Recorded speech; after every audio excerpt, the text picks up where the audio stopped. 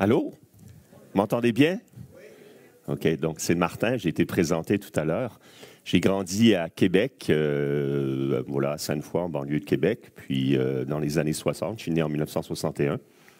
Et puis, voilà, j'étais imprégné de la religion quand j'étais enfant, comme à l'époque. Hein, et puis aussi, comme à l'époque, dans les années 70, ben, j'ai commencé à m'éloigner de la pratique religieuse, comme tous mes chums, puis tout ça. Puis, commencé à fumer du pot, puis à jouer du rock and roll, puis voilà. Fait que se lever pour la messe, ça devenait difficile.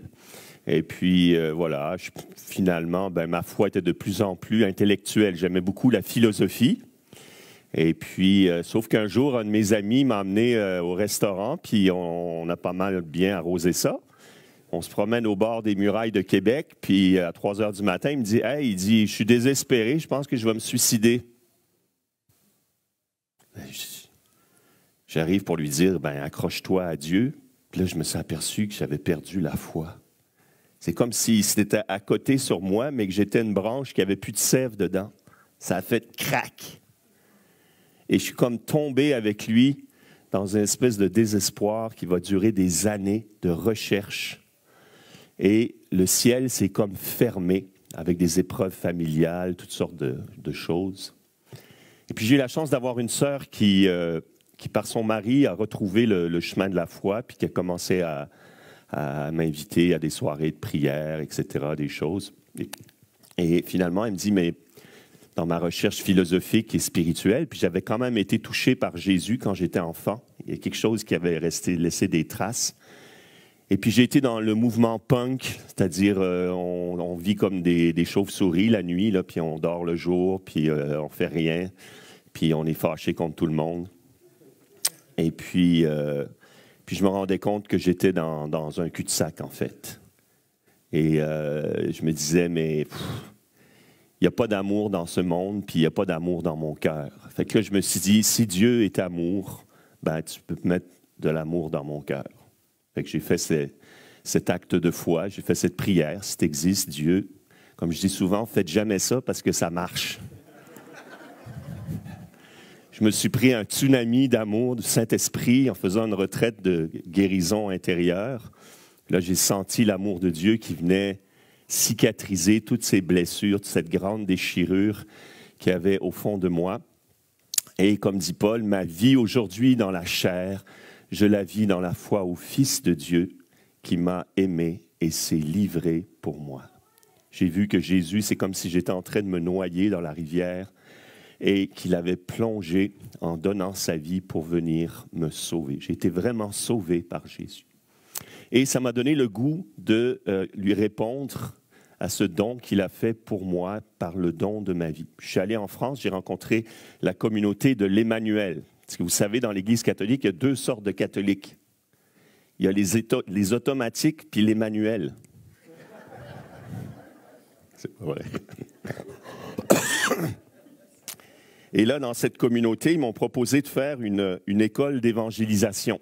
C'était un programme de 9 mois. On était des jeunes un peu partout dans le monde. Et puis, on avait de la formation, la vie communautaire. Puis, on allait en mission dans les écoles, dans la rue, dans les prisons, dans les foyers de personnes âgées. Et là, j'ai connu un grand bonheur. Et je me rappelle un soir, on rentrait de mission, je me suis dit, ma vocation, c'est l'évangélisation. Donc, j'avais envie de consacrer ma vie à l'évangélisation. Je me suis dit, un prêtre, c'est un missionnaire full équipe. Et puis, j'étais aussi dans une communauté enthousiasmante avec des frères et sœurs qui chauffaient tout en manuel. D'ailleurs, j'ai gardé ça, j'ai toujours une voiture manuelle. Et voilà, ça nous ramène un petit peu à l'évangile d'aujourd'hui. On a entendu les béatitudes, mais quelques versets plus haut, Jésus, en fait, vient juste d'inaugurer sa mission. Qu'est-ce qu'il dit? Convertissez-vous à l'évangile, car le royaume de Dieu est tout proche. J'ai toujours cette image, quand j'entends cette parole, comme un train qui rentre en ville, tu sais, puis on vous dit « Hey, il y a un train qui est arrivé à la gare! » Ben, on va dire, ben, quand même, il y en a 10 par jour, c'est quoi le problème? Non, non, c'est le train du salut. T'embarques-tu ou pas? C'est aujourd'hui le jour du salut. C'est le moment favorable. C'est la plénitude des temps. Le train du salut passe, c'est Jésus-Christ lui-même qui entre dans notre histoire. Il te dit, t'embarques-tu ou tu restes sur le quai?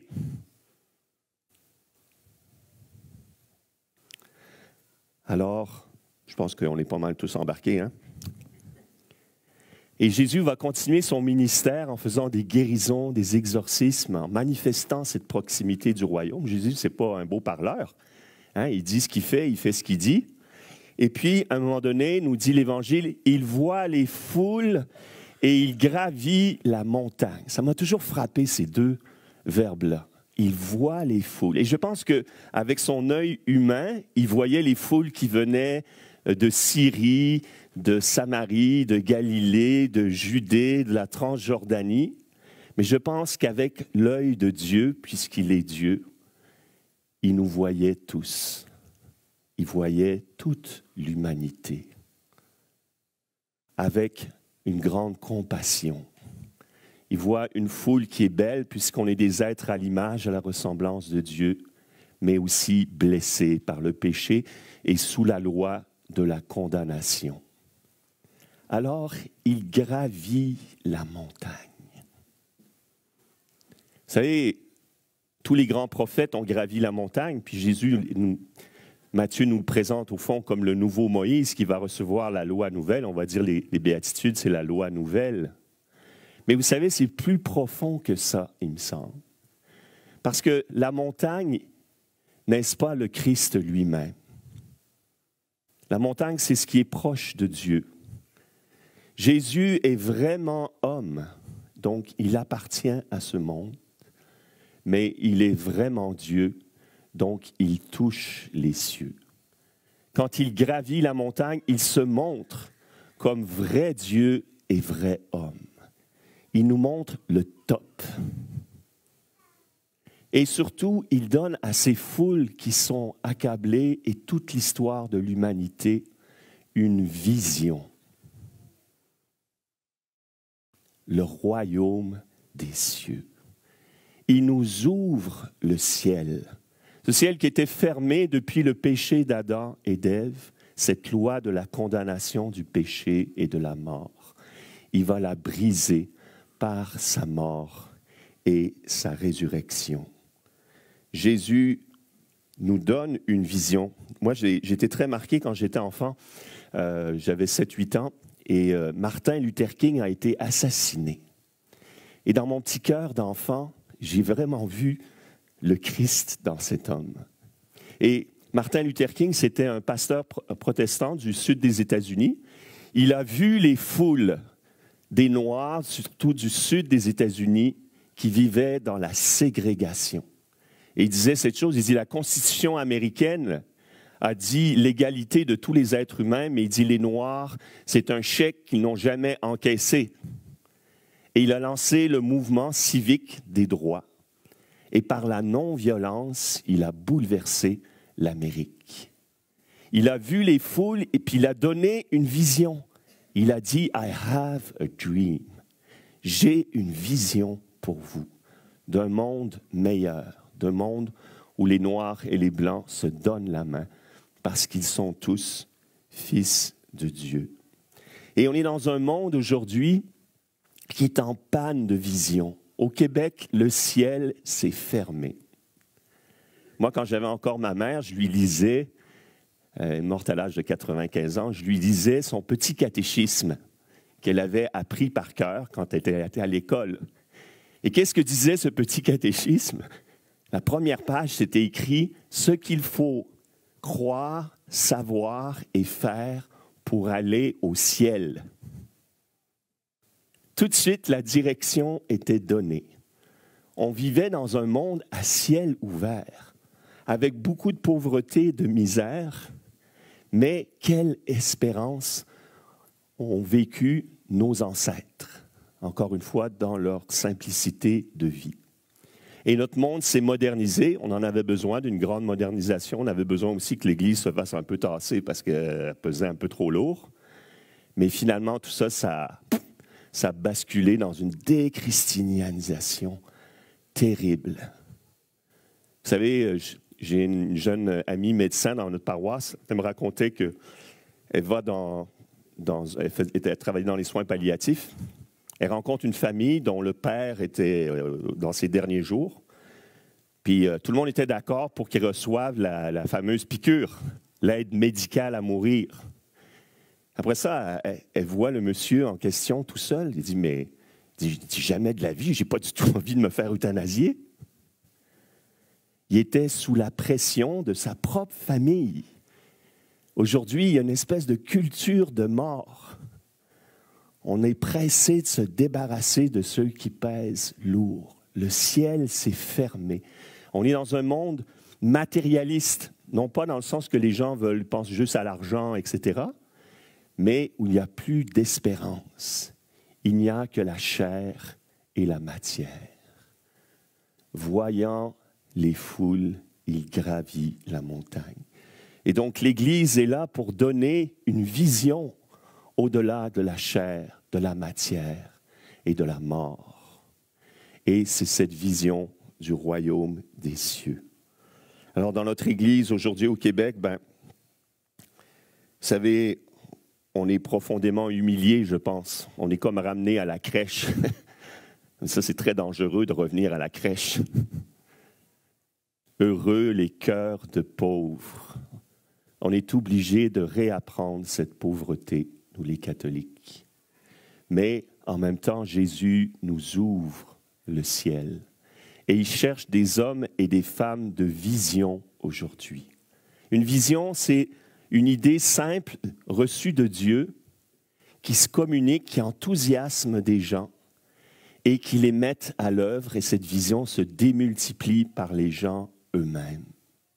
Comme c'est précieux des hommes et des femmes de vision. Même dans le monde profane, vous savez, des grands hommes politiques, des gens qui ont fait avancer l'humanité dans l'histoire, c'était des hommes de vision qui ont entraîné, des fois à leur perte, des foules immenses, mais aussi dans des progrès extraordinaires, comme Martin Luther King. Aujourd'hui, vous êtes devant un band de musiciens. Nous sommes portés par la même vision de ce qu'on appelle le ministère musical.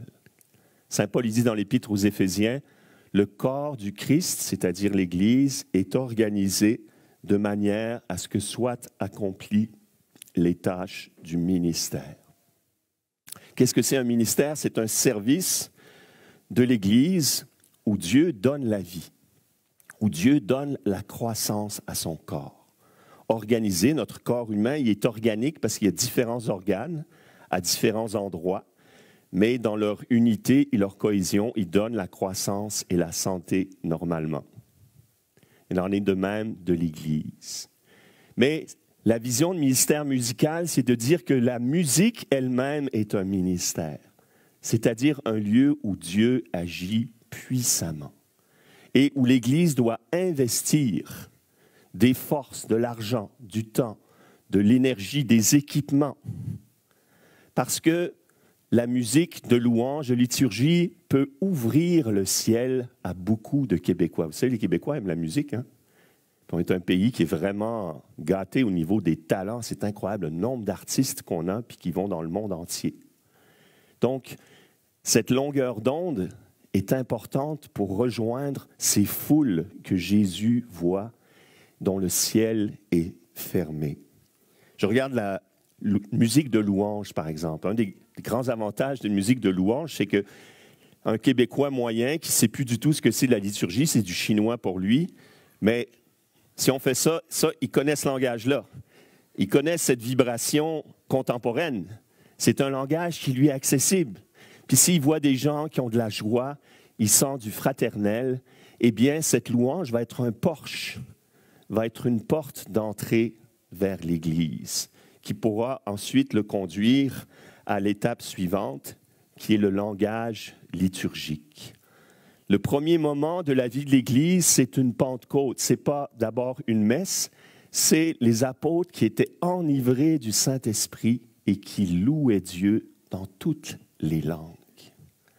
Et il y a des paquets de gens qui ont vu ça, qui venaient du monde entier. On dit, qu'est-ce qui se passe? Ces hommes sont-ils ivres à cette heure-là déjà? Et Pierre a dit non.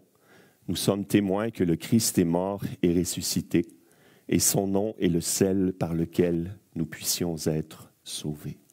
Donc, le ministère musical, c'est dire, oui, la louange, c'est un des aspects de l'avenir de l'Église, cette culture de louange. À Saint-Thomas d'Aquin, on fait un podcast 4 fois par semaine qui s'appelle « Lumière de la joie ». C'est qu'on a un band de prêtres, plus des amis laïcs qui viennent avec nous, un band comme celui-là, là. Et puis, on loue Dieu, puis on met ça en ligne. La louange, il y a des prières, on invoque l'Esprit Saint, tout ça. Et c'est diffusé jusqu'en Europe, etc. Et c'est comme de la vitamine spirituelle.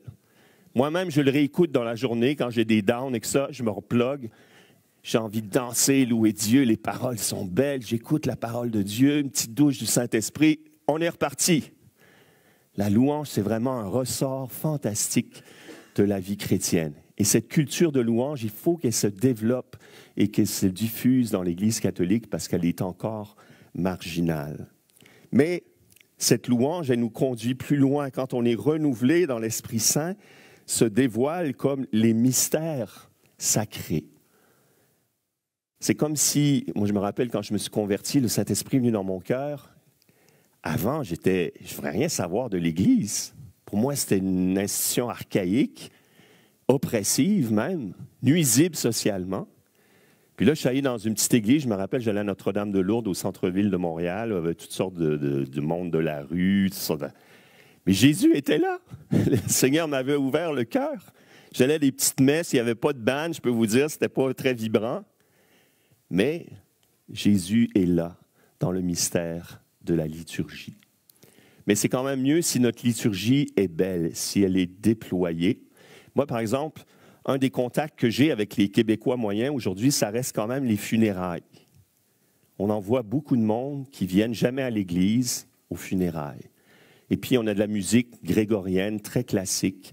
On fait les rites sacrés et les gens sont élevés au-dessus de la misère et de la matière. Ils vivent quelque chose de sacré. Et ils se rendent compte que les funérailles là, avec un PowerPoint, puis des biscuits, puis du café dans la salle, dans le centre funéraire, c'est un peu léger. Il y a quelque chose de transcendant qui expérimente dans la beauté du rite et le sacré. Et moi, j'encense le cercueil. Je dis, voilà, ce corps a été le sang-temps du Saint-Esprit. Et cette fumée qui monte, c'est comme le signe d'une âme maintenant qui monte vers le ciel comme un sacrifice agréable à Dieu par Jésus-Christ. Le ciel s'ouvre dans la liturgie pour beaucoup de Québécois quand on la soigne, quand elle est belle, puis quand on l'habite spirituellement dans son sens. Et puis un autre aspect du ministère musical, donc cet organe où Dieu agit, c'est la créativité. Vous avez ici des compositeurs, des gars, surtout des gars, pas encore de filles, qui ont fait des compositions, qui ont fait des CD, qui ont fait des vidéos, qui ont travaillé avec des professionnels de la musique, professionnels du son, professionnels de la réalisation vidéo.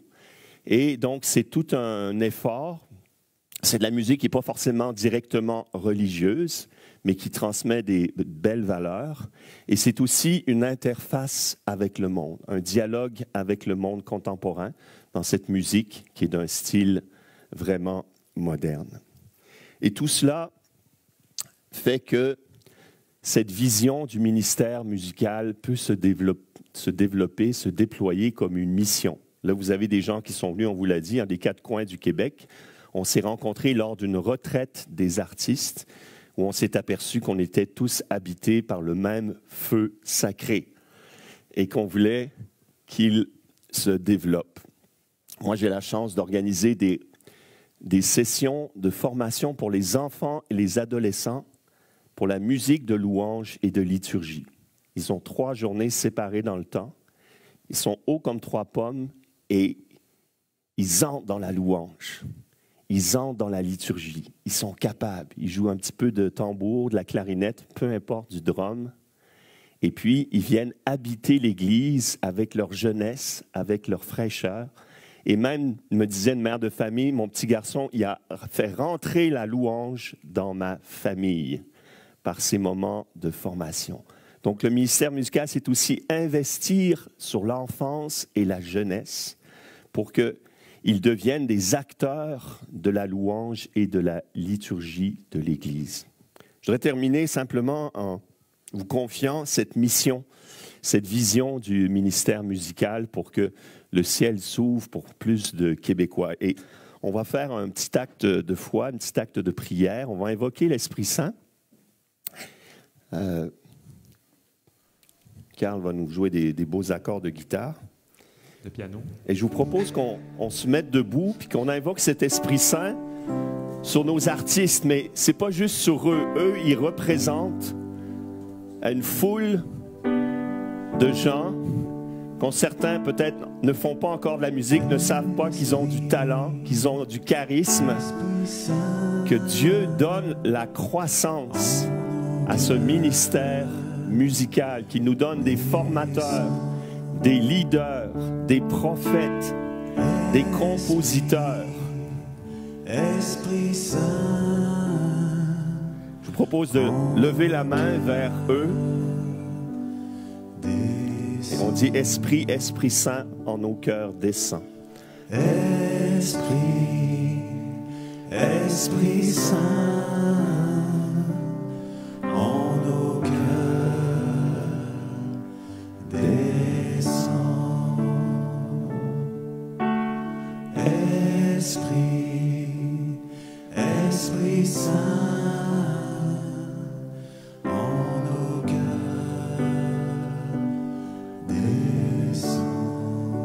Oui, Seigneur, tu descends comme une rosée sur la terre aride du Québec. Tu viens nous rafraîchir par ce ministère musical.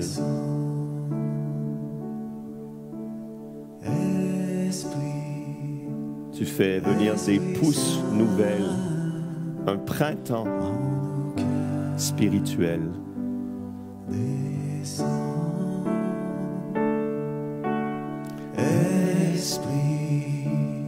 Esprit Saint.